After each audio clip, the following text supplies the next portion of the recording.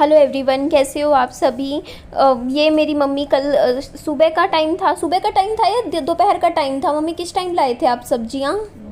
9 बजे, हाँ 9 बजे कह रहे हैं, 9 बजे तक ले आए थे। मंडी गए थे, वहाँ से ये क्या क्या लाए थे, खीरा है मम्मी, और ये है हाँ तोरी भी है, हाँ तोरी है, और ये नाशपाती है ना।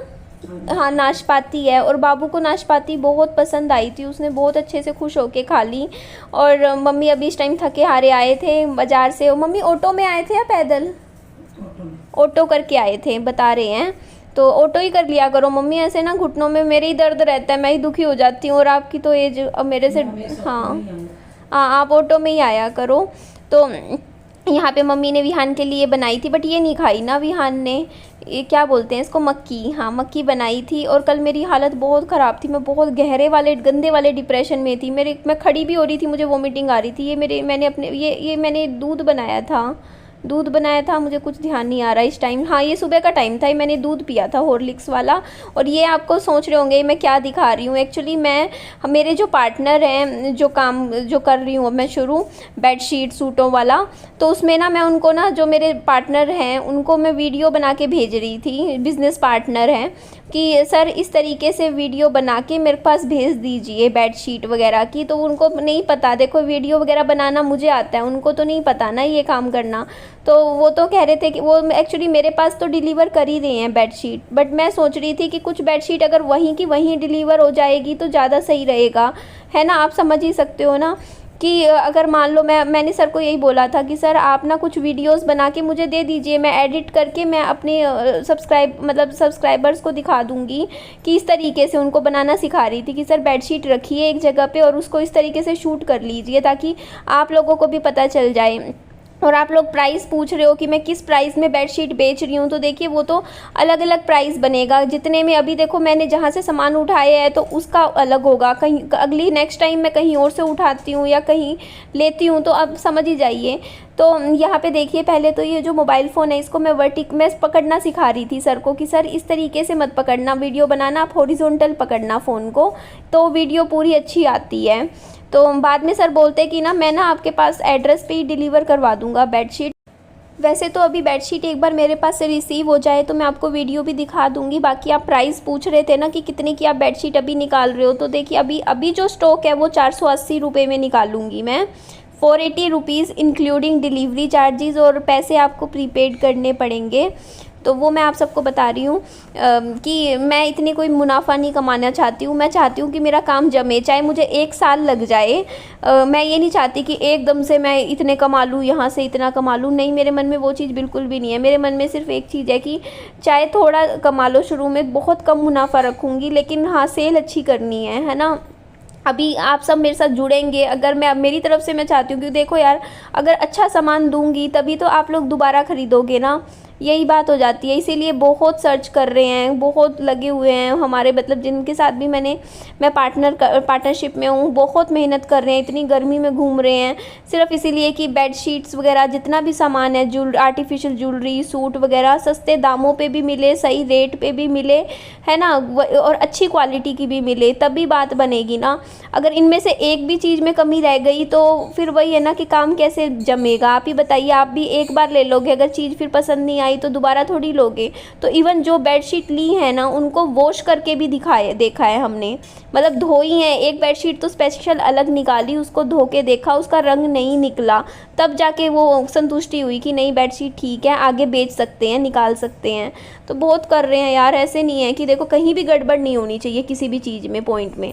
तो ये कल शाम का टाइम था और कल ना लाइट की भी बहुत दिक्कत हुई, 3-4 घंटे के लिए लाइट चली गई। आपको पता ही है मेरा जो घर है इसमें ना, मतलब अभी मैंने 400 रुपये दे के पूरे घर की फिटिंग करवाई थी, और वो भी प्रोफेशनल लोग होते हैं ना जो टीम के, वहाँ कंपनी के, उनको बुलाया था, वो यूनिफॉर्म में आए थे। और उन्होंने अब आप मेरी बात सुनिएगा, पैसे भी लेके गए और सारी फिटिंग गलत कर रखी। मतलब एक काम, मेरा हर बार इन्वर्टर डाउन हो जाता है इस फ्रिज की वजह से। क्यों? क्योंकि मैंने इनको बोला हुआ है कि मेरा फ्रिज डायरेक्ट कर दो, हर बार इन्वर्टर पे छोड़ के चले जाते हैं। और 3 से 4 बार बुला चुकी हूँ, पहले 250 रुपये दिए, फिर अभी 400 रुपये दिए थे, अभी भी बोल के चले गए कि आपका फ्रिज डायरेक्ट कर दिया, अब इन्वर्टर पे नहीं है। और फिर जब अब मेरा फिर से जब ये बोल गया इन्वर्टर, तो फिर चेक करवाया मैंने, भैया बुलाए दूसरे, तो उन्होंने फिर चेक करके मेरे सामने दिखा दिया कि फ्रिज अभी भी इन्वर्टर पर ही था। अब आप सोचिए, मतलब इतनी बड़ी गड़बड़, इतने बड़े ब्लंडर्स कैसे हो जाते हैं, मेरे को तो समझ नहीं आता। फिर उन्होंने पूरी फिटिंग चेक करी, जो फालतू की वायर्स दीवार में लग रही थी वो भी निकाली। इस चक्कर में अब देखो ना, मुझे भैया को 500 रुपये दोबारा देने हैं। देखो 400 पहले दिए, 500 दोबारा दिए, 250 उस दिन दिए, और दुख भी पा रही हूँ साथ में, क्योंकि इन्वर्टर बार बार फिर डाउन हो जाता है। पहले तो 2 महीने तक ठीक नहीं हुआ, फिर अभी ठीक हुआ। अभी देख लो 15-20 दिन पहले पैसे दिए। मतलब ये जो पैसे लगते हैं ना बिना काम के, मतलब ज़रूरत नहीं होती जहाँ पे, वो पैसा मुझे बार बार देना पड़ता है, तो बड़ा दिल दुखता है। अब देखो ना, ये पैसे फालतू के ही गए। अब मेरे को 500 रुपये निकालने, कहाँ, मेरा खर्चा नहीं था 500 रुपये का, लेकिन अगर पहली बार में जब वो 400 रुपये लेके गए भैया, वो काम मेरा सही कर जाते ना, तो मेरे अब दोबारा 500 रुपये नहीं लगते। क्या करें यार, क्या कुछ भी नहीं कर सकते। अब बिजली का काम है, हमें तो आता नहीं है करना। अब भैया लोग खुद, अब उनको अगर मतलब वो सही करके जाएं, अब क्या करूं, कुछ नहीं बोल सकती इस बारे में, तो बस दिल दुखता है। और ऊपर से अभी पैसों की भी थोड़ी सी मेरे ऊपर तंगी चल रही है, क्योंकि आपको मैंने बताया ही है कि 25,000 रुपये तो मैंने विहान के एडमिशन वगैरह में लगा दिए। दोनों अकाउंट मेरे खाली। मम्मी से 2500 रुपये अभी लिए थे मैंने, वो भी ख़त्म हो गए, क्योंकि एडमिशन वगैरह में दे दिए मैंने। तो अभी मेरे पर्स में कुछ भी नहीं, 150 रुपये पड़े हैं, अकाउंट में कुछ भी नहीं है पैसे। एक अकाउंट में 1500 रुपये पड़े हैं, दूसरे में 500 रुपये पड़े हैं। आप ही देखिए। अब वो बिजली वाले भैया के भी 500 रुपये, वो तो यहीं रहते हैं पास में ही, तो उनकी भी उधारी कर रखी है। आज दूंगी मैं उनकी वापस, कल तो पर्स में फिर ढूंढने पड़ते। तो ये मैगी मैंने अपने लिए बनाई थी, नूडल्स।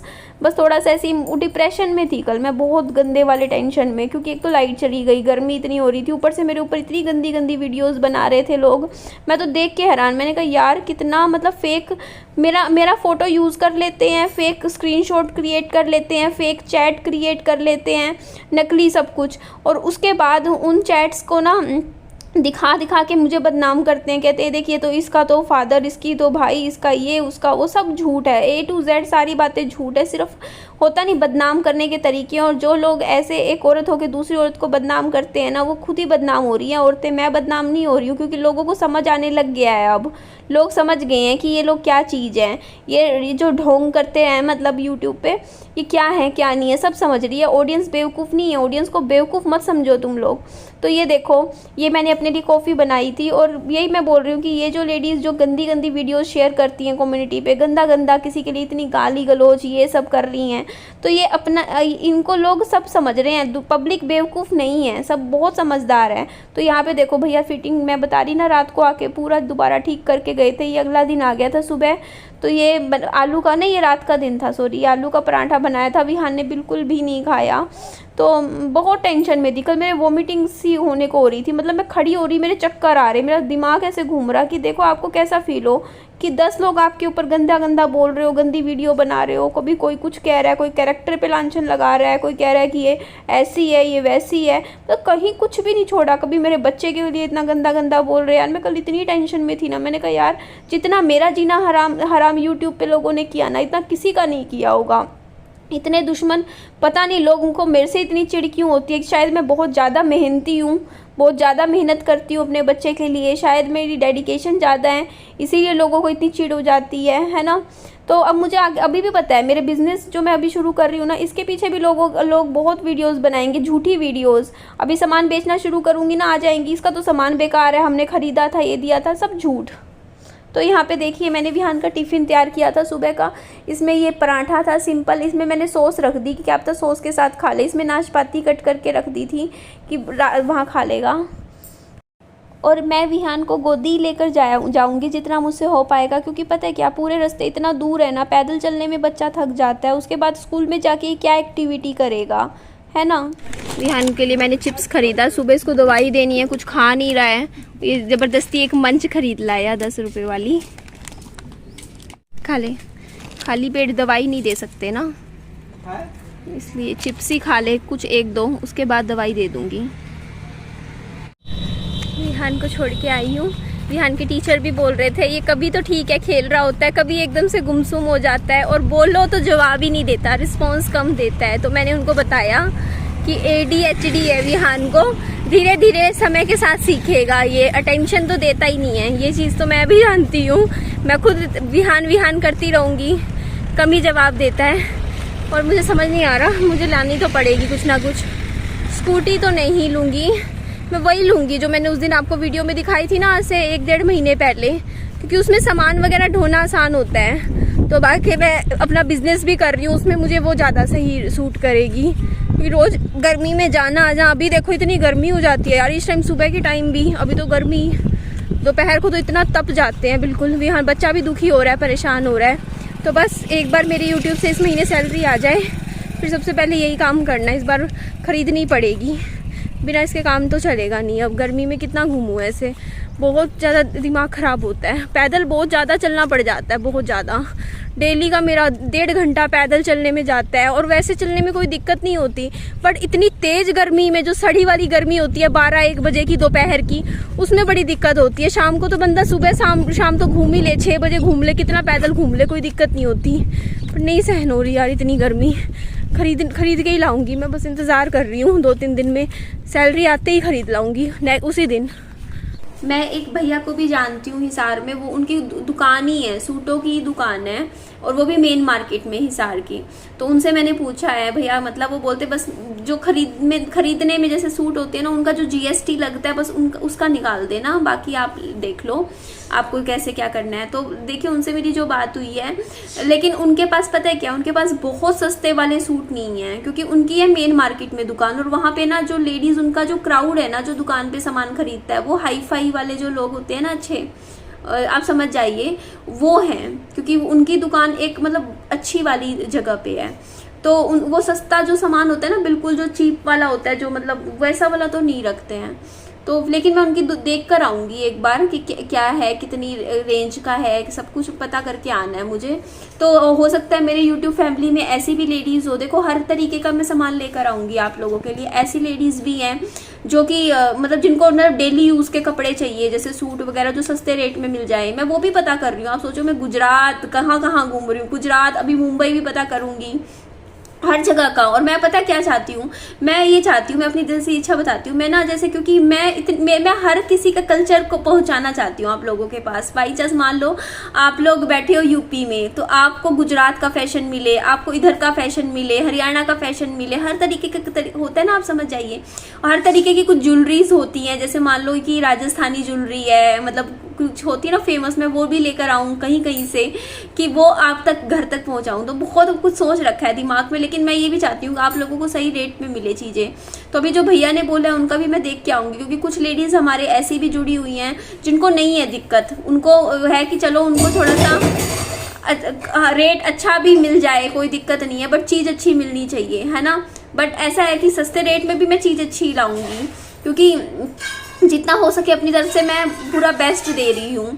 तो देखते हैं आप लोगों को, मैं जाऊंगी भैया की दुकान पे, जाके उनसे पूरी बात करके उनके सारे सूट क्या सब कुछ खुलवाएंगे उनकी दुकान, देखते हैं वो कितने का क्या दे सकते हैं हमें, और पसंद आता है तो फिर ले लेंगे, है ना।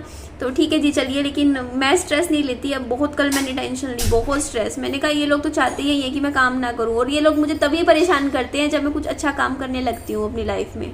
ठीक है, अभी काम कर रही थी सूटों वगैरह का, साड़ी का, ये जो भी है बेडशीट का, सब कुछ बेचूंगी, आप टेंशन ना लो। कोई भी चीज़ आप मुझे कमेंट में कर देना कि ये सेल करनी है, मैं वो चीज़ें लेकर आऊँगी आपके लिए, सब कुछ, चाहे इनर गारमेंट्स भी लेकर आऊँगी, मैं शर्म नहीं करती। जो लेडीज़ का सामान है लेडीज़ के घर तक वो भी पहुँचाऊँगी मैं, सब कुछ। ठीक है, अच्छा से बढ़िया पता करके सब कुछ लाऊँगी, सैंडल्स क्या सब कुछ। और पापा जी तो बोलते ऊपर वाला जो घर है उसको एज अ दुकान सामान स्टॉक कर ले, रख लियो सामान।